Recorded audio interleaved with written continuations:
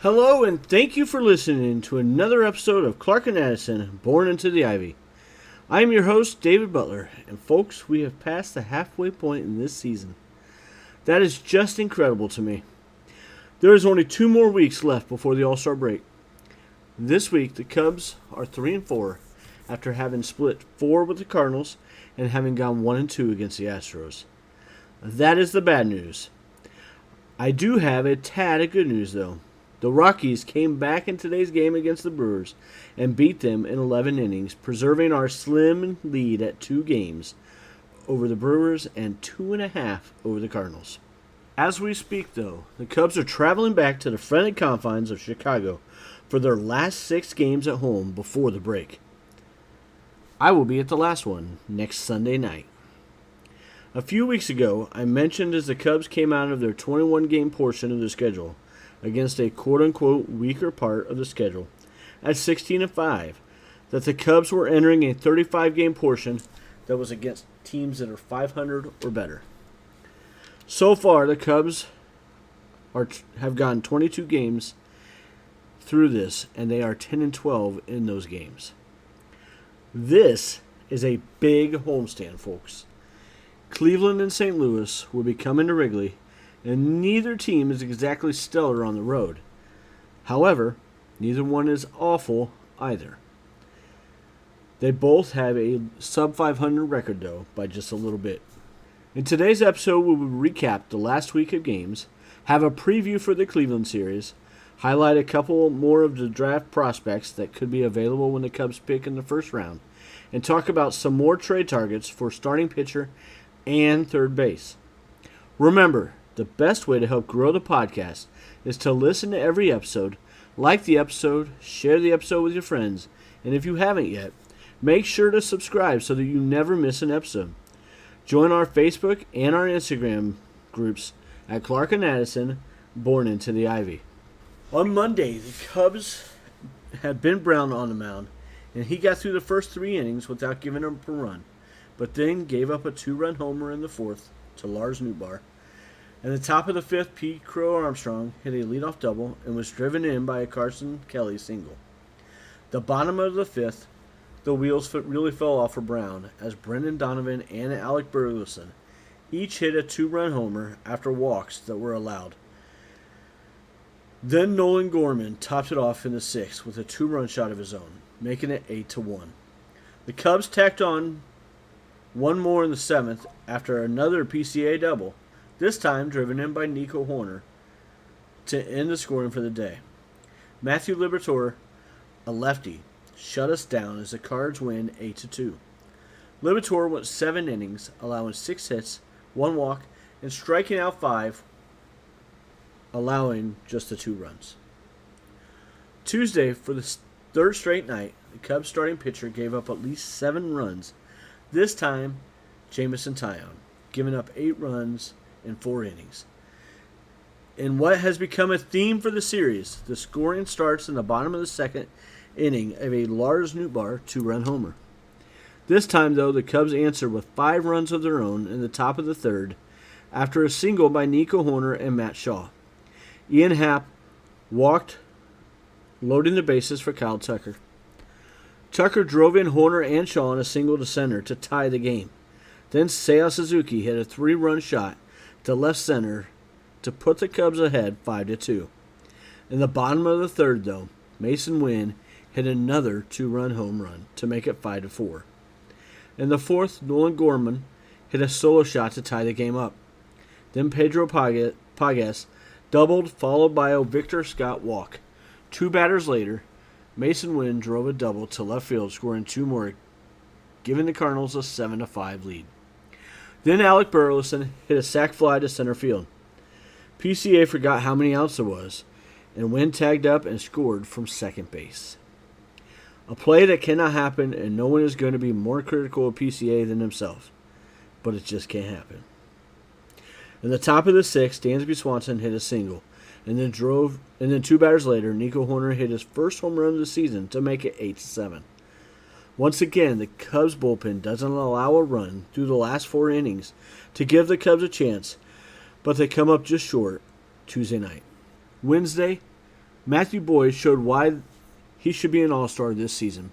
He went 6 innings, allowing 3 hits, no walks, and striking out 3. More importantly, he stopped the bleeding. Ryan Brazier, Michael Fulmer, and Porter Hodge finished off the shutout as the Cubs score at least 1 run in each of the first 5 innings, including 3 in the second and 2 in the fourth. The offense is led by home runs from Ian Happ, Reese McGuire, and Kyle Tucker as the Cubs cruise to an 8-0 win. Thursday, Shota is back. For the first time since May 4th, Shota Imanaga pitched, and boy was he great. Shota goes 5 innings on 77 pitches, allowing 1 hit, 1 walk, and 1 strikeout. He is backed up by a Michael Busch home run in the second. In the fourth, Busch singled, followed by a Carson Kelly single and a Nico Horner single. Busch scored then on an Ian Happ walk, giving the Cubs a 2-0 lead. They tacked on another run in the 8th on a pickoff play, with PCA scoring from third as Dansby Swanson is picked off trying to steal second, as Wilson Contreras throws a second instead of home plate to cut down the lead runner. In the 9th, Daniel Palencia allowed a Garrett Hampson walk, then hits Contreras on an up-and-in pitch.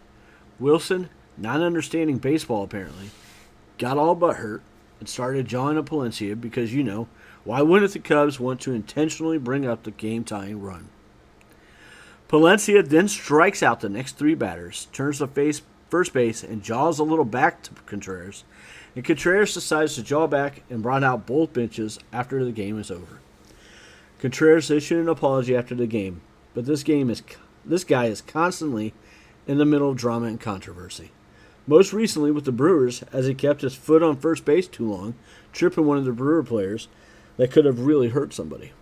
Friday, the Cubs went into Houston for Kyle Tucker and Ryan Presley's homecoming. Unfortunately, it did not go as planned.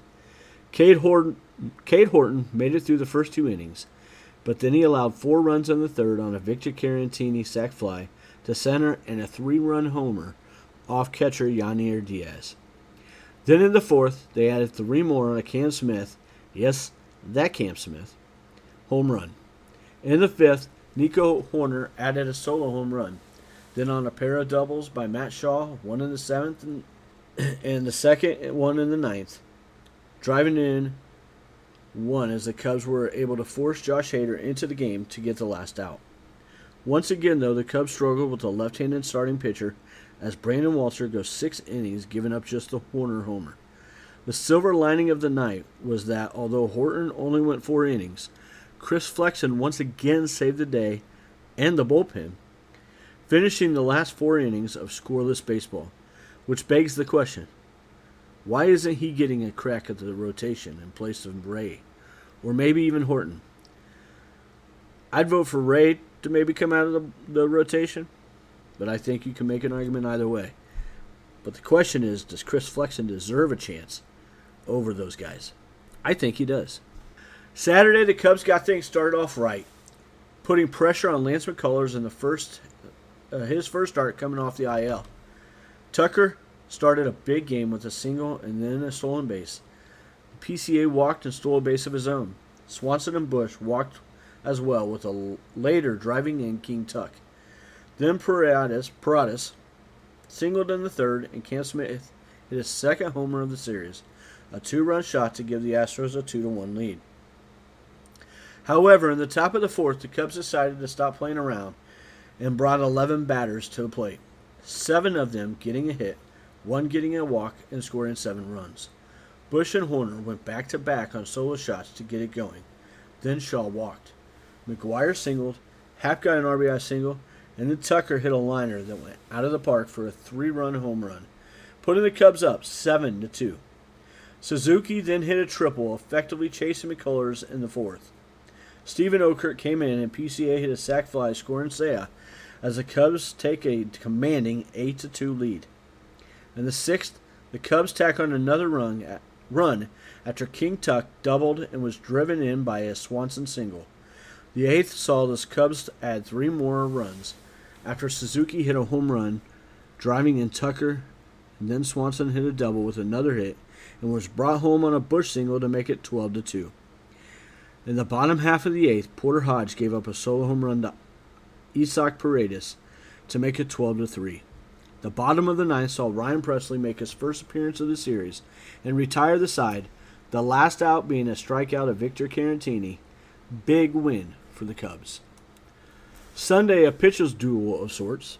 Jameson Taillon bounced back in a big way from his last two starts, allowing 5 hits in 4 2/3 innings, but threw 31 of his 107 pitches against Isaac Paredes. That caused him to get tired at the end. Jose Altuve hit a 2-run home run as the only runs of the game. Astros win 2-0 as Framber Valdez shuts down the Cubs, and both bullpens were very impressive.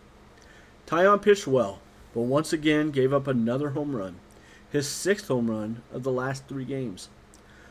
The Cubs blew their biggest chance, in my humble opinion, in the 7th after Carson Kelly got a double, and then Nico got a single on a freak small floater to Jose Altuve that unfortunately froze Carson Kelly because he wasn't sure if he was going to get caught.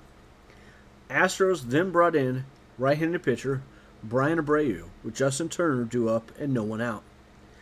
Craig Counsell countered by having Michael Busch pinch hit, and he popped out in foul territory to first base. Then Vidal Brujan pinch hit for John Birdie and struck out. Ian Happ ended the inning striking out as well. I thought this was completely mismanaged. When Brujan came up, JD on television said if the plan was to pinch hit for both spots, why not pinch hit with Brujan first and have him bunt and maybe utilize his speed? Then bring Busch up with men at second and third at the minimum. I thought it was better to let Justin Turner hit in the 8th spot instead of Busch. He's had his struggles this season, but he would still have a very professional at bat here and has been in those situations, and would have understood the absolute importance of at least moving the runners over. Then pinch hit with Michael Busch in the 9 hole. Either JD's way or what I have suggested would have made way more sense than the way Craig managed that situation, in my opinion. I understand that Counsell is an excellent manager, and I'm not saying I'd be a better manager than he is overall. That doesn't mean that he was right in this situation, though. Our first series this next week is against the Cleveland Guardians, and we've got a preview here for you.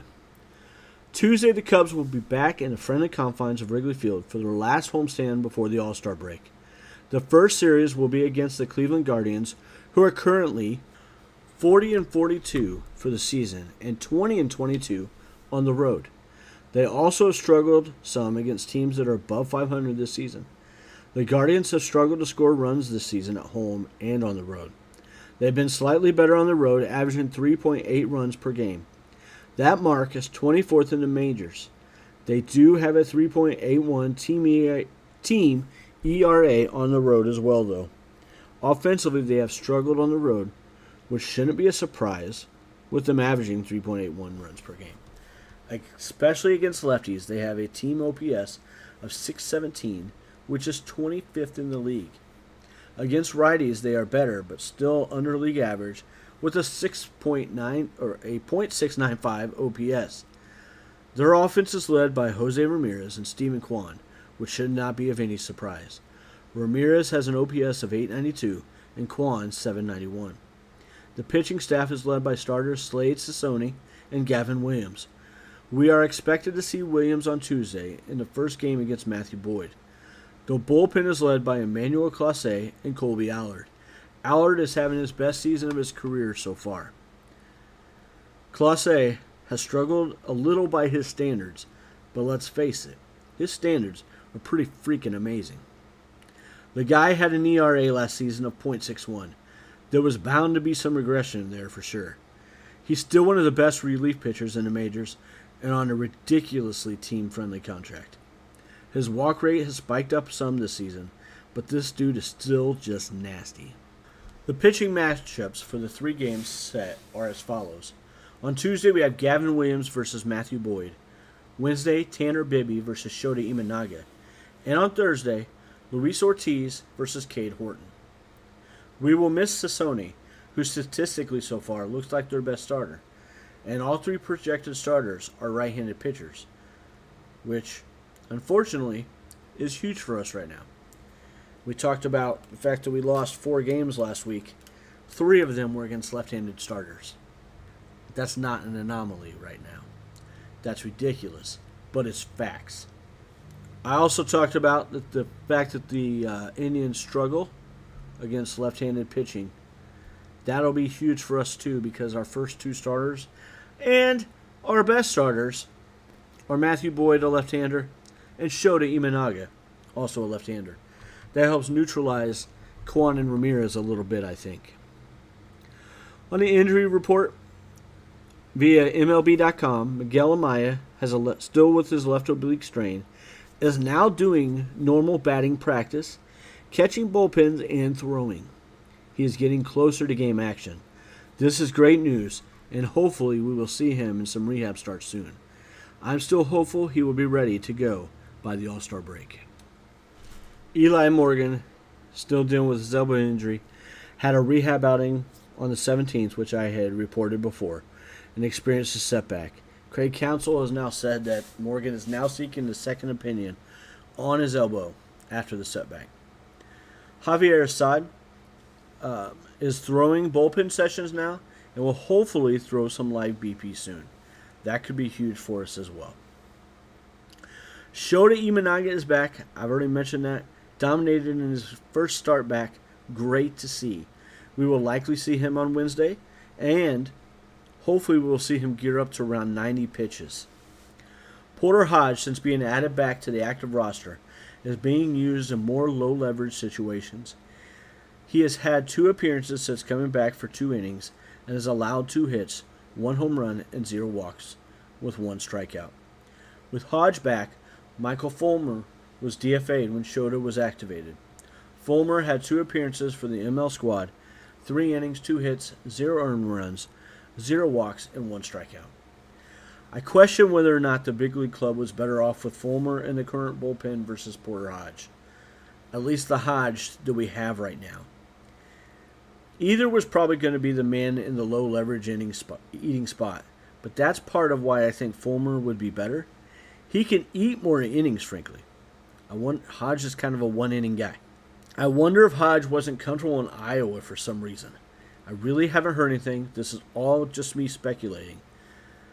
I would agree and argue that Hodge is more important for the long term of the team, but that Fulmer was better for the current spot. I also would go back to, if you were just going to bring up a reliever for a short time until Imanaga is ready, why not keep Fulmer in the organization at AAA and bring Luke Little up for a short time?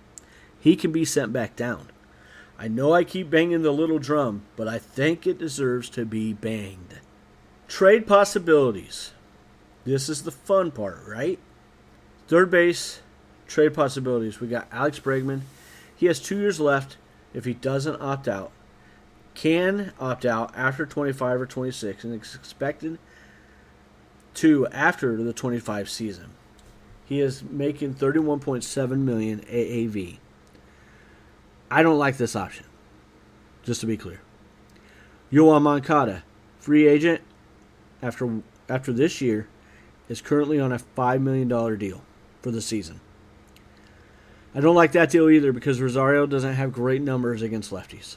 These next 2 guys don't have great numbers, but they have good numbers. And I think we need a third baseman who can play against lefties. Let's let Matt Shaw play against righties. I get it. It's not like the normal platoon. But let's let Shaw continue to grow, get more experience and everything. He is hitting way better offensively against righties than he is against lefties. Because the rest of the team can't hit lefties either except Nico Horner. And Kyle Tucker sometimes. Seiya Suzuki when they're not elite lefties. But when they're elite lefties, Seiya can't seem to hit him either. So we got to find somebody else who can hit left-handed pitching. And let Matt Shaw be hidden by the other great offensive performances and still get reps against righties. Ahmad Rosario is a free agent after this year with the Washington Nationals. You think they wouldn't love to flip him for somebody? He's making $2 million this year. That's it.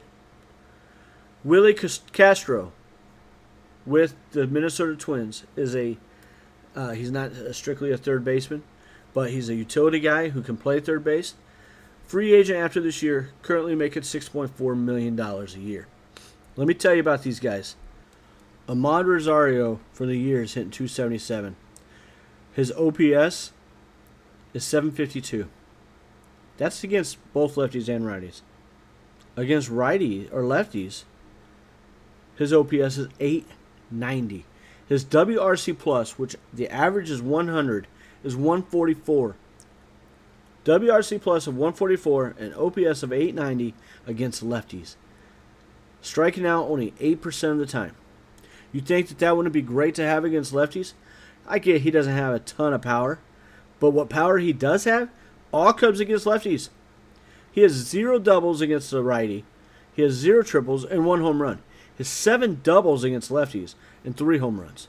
And 75 plate appearances. That's pretty impressive.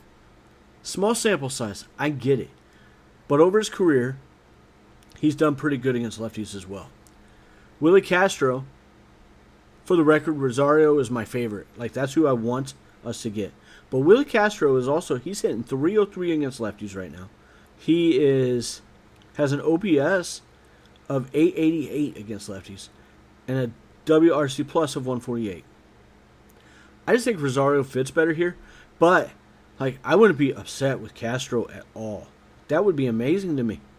This guy's got 9 extra base hits and 70 plate appearances. 9 extra base hits and 70 plate appearances, where Rosario had 10 and 75. I think either way we're doing pretty good. This is the kind of bat we need against left-handed pitching. Because if you haven't noticed, the theme of the day and the season, at least since middle of May, is we can't hit lefties. As a team, we just can't. And we've got to figure out a way to improve. And the best way and best position to do that is third base. Be nice to get another outfielder, maybe sit Ian Happ against those tough lefties. I don't know. He seems to be doing better as a righty, though. So that doesn't make a ton of sense to me either. Anybody have any thoughts? Other thoughts?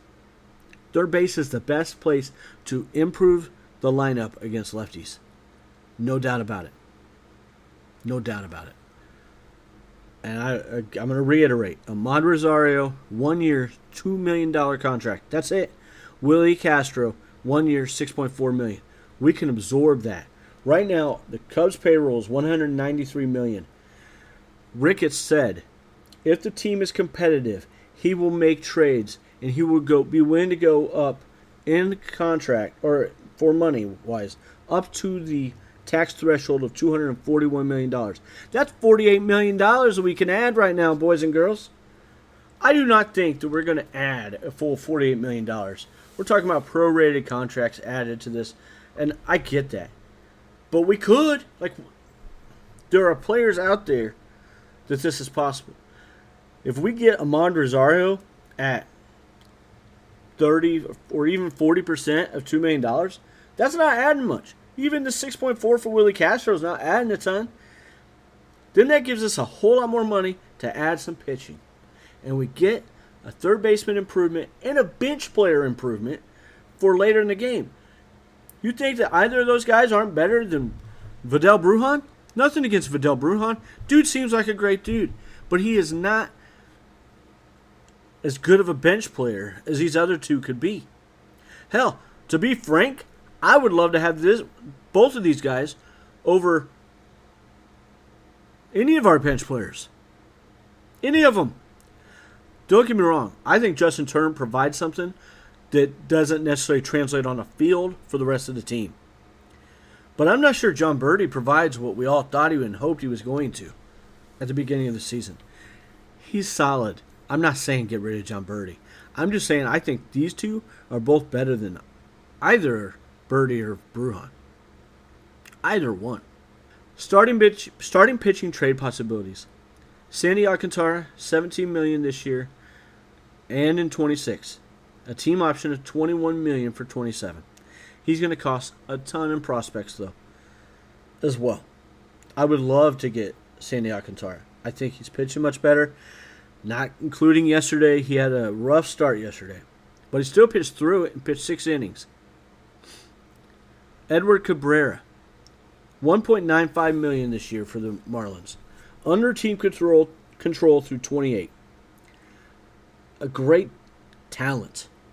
But I think he's going to cost too much in prospects because of how cheap he is and how long he can be controlled by a team. I don't know that it's worth it. Initially, I didn't like this next guy that I'm about to say. But the more I've thought about it, the more we'll talk about it. So I'm going to go through like all the money that these guys are owed for the rest of their contracts. And then we'll go talk about other like stats about some of them. Not all of them, but maybe more. I don't know. Mitch Keller, signed through 28, $15 million in 25, $16.5 in 26, $18 million in 27, and $20 million in 28. $54.5 million owed for the next 3 years. Merrill Kelly is owed $7 million for this season. That's it. I talked earlier in another podcast that Merrill Kelly I'm a big fan. I think he'd be a huge addition to this team, and I do not change my mind on that. I think he needs to be one of our targets.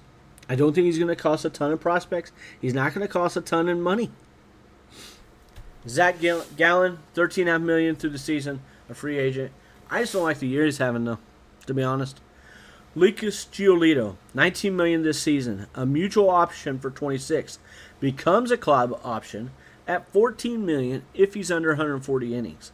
He currently sits at 58 2/3 innings over 11 game starts. Seth Lugo, $15 million this season, a free agent after the year, does have a player option for 26 at $15 million. Michael Wacha, signed for 25, 26, and 27, 25 at $18 million, 26 at $18 million, and 27 at $14 million, with a club option for 28 at $14 million. Kyle Freeland, 25 at $16 million, and 26 at $16 million, and a vesting option in 27 if he hits 170 innings in 26. And this last one, Jacob deGrom, 2025, he's owed $40 million though. In 26, he's owed $38 million. And in 27, he's owed $37 million. He has a 28 club option of $20 million at the age of 40. Let's be clear. I would love to get Jacob deGrom. And I mean love. But holy crap, that's a lot of money to pay a pitcher who's hurt a lot. Isn't it? I mean, that's a lot of money. But let me tell you these stats from this guy and tell me if you think he'd be better for our rotation. Jacob deGrom is 8-2 with a 2.08 ERA right now. 2.08 ERA. His FIP is 3.04. His expected ERA is 2.83. He strikes out 8.87 batters per 9 innings, walks 1.89. Strikeout percentage is 25.9, walk rate of 5.5. How great would that be? I'm just dreaming because it just doesn't make sense to give that much money to a guy of his age and of his injury concern. It just doesn't. It doesn't. Merrill Kelly, 7-4, 17 games started, 98 innings. 98. He has a 3.49 ERA. His FIP, fielding independent pitching, is 3.34. I mean, the guy is just good and solid. There's no other way to say it. His strikeout rate is 25.3 and his walk rate is 6.6. You tell me we can't use a guy like this and wouldn't hugely... I know I'm making up words here. He wouldn't be a huge addition to our rotation and upgrade? Come on. Yes, he would. The question is whether or not he's going to be available. I get that. But he is very, very much a guy that we should be targeting the longer we wait. Now I'm going to surprise you a little bit. Lucas Giolito, 11 games, 3.99 ERA, 58 2/3 innings. Not like eye-popping by any means. His FIP is even 4.05. I get that. But his strikeout rate is 20.7, and it's going up. His 7.3% walk rate keeps going down. And I say that because this guy has been pitching so much better. And I mean so much better as the season's gone on. And at home at Fenway, he has a 5.83 ERA in 29 and a third innings. Same amount of innings, he has a 2.15 ERA on the road. A 184 opponent's average to 339. Away from Fenway, he's much better. I get it, Wrigley, not the greatest pitcher's park either, by any means. But in June, his ERA in June is 3.04. He has pitched far better as the season's gone on, and it's really not close. He's looking better and better. He's not terribly expensive. We had more than had the budget for him, and I think could be a big upgrade as well. I'm not saying I definitely am sold on the guy. I'm just saying I like him as an option. And the third one I want to talk about is Mitch Keller. If you look at him on paper, it doesn't look great, guys. 17 games started, he's 2-10. He doesn't strike out a ton, which is the one thing that I just don't like a ton, like as much of. But his K rate's 18.5%. His walk rate's only 6. He has a 1.22 whip. Opponent's average of 247. His FIP is 3.33. I mean, this guy's pitched way better than a 2-10 record. His ERA is 3.9. It's not like that's even awful. He's not getting any help from Pittsburgh. No offense at all. You put him against or with us, and when he pitches against righties, he's going to win every freaking game. Obviously, I'm exaggerating there, but come on.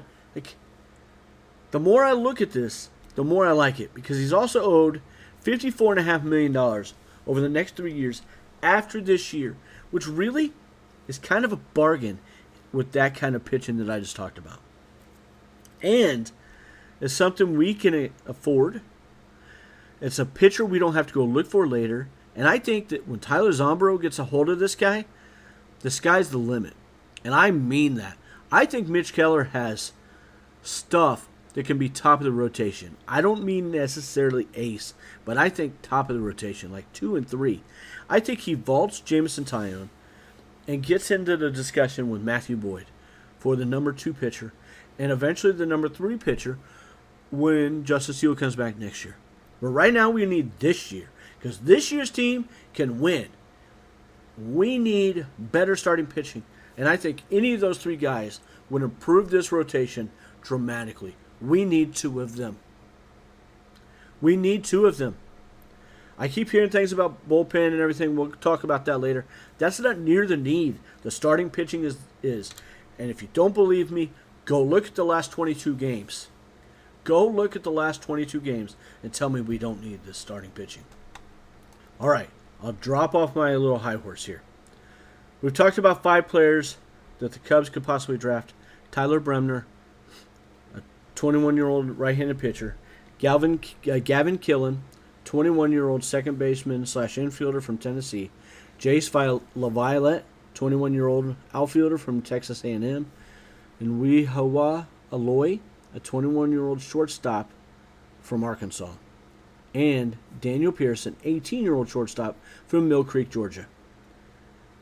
This week, we will highlight 3 more for the first round. And after that, next week, I'll talk about some guys that I think we could get from in the second and third for the next couple of weeks. This week, Casey Cunningham, a 19-year-old from Johnson, Texas, has a hit rate of 60, power of 45, run of 60, arm of 55, field 50, and overall 55. Again, this is on a 20 to 80 scale and from MLB.com scouts. Possibly the best prep hitter coming out of high school. Doesn't swing and miss a lot. Not quite as good of a defender as the others we've highlighted, but a better pure hitter. Ranked 14th overall. Brendan Summerhill, a 21-year-old from University of Arizona. Hit rate of 55, power of 50, run of 55, and an arm of 55. Overall, 55, going by his scouting scores. It appears he doesn't do anything exceptionally well, but does almost everything above average. Just a very good all-around outfielder. Went to high school in Chicago area as well. 16th overall. Cruz Schoolcraft, an 18-year-old left-handed pitcher from Sunset, Oregon. A fastball is 60, a slider is 60, and a changeup at 55, with control at 50 and overall 55. A two-way player, plays first base also, and has a very good bat too. At 6'8", his fastball currently is at 97, but that can improve. His fastball and slider both are plus pitches right now and could make him a very dynamic steal if he progresses well. 19th overall. Thank you for joining us and listening. Don't forget to join our Facebook group at Clark and Addison Born into the Ivy, and our Instagram and on our Instagram group. Jeesh. Sorry guys. Leave some posts or comments in there about what you'd like to hear or what you thought about today's episode. However you subscribe to your podcast, please like and subscribe to Clark and Addison Born into the Ivy so that you don't miss out on any of our future episodes. Also, if you feel so inclined, please make sure to leave a 5-star review and leave me some comments. If you are enjoying this podcast, make sure to tell and share it with any of your friends who might be a Cubs or baseball fan. Have a great day, and let's go Cubs. Paisley, send them home. Go Cubs, go! Living on the water, counting days since last summer, yeah.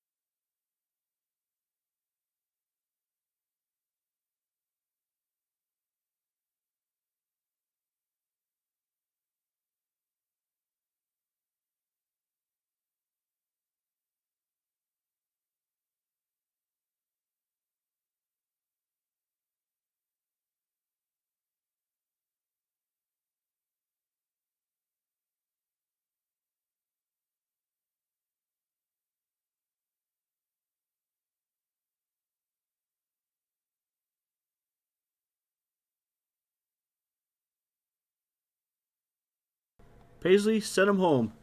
Go Cubs, go! Living on the water, counting days since last summer, yeah.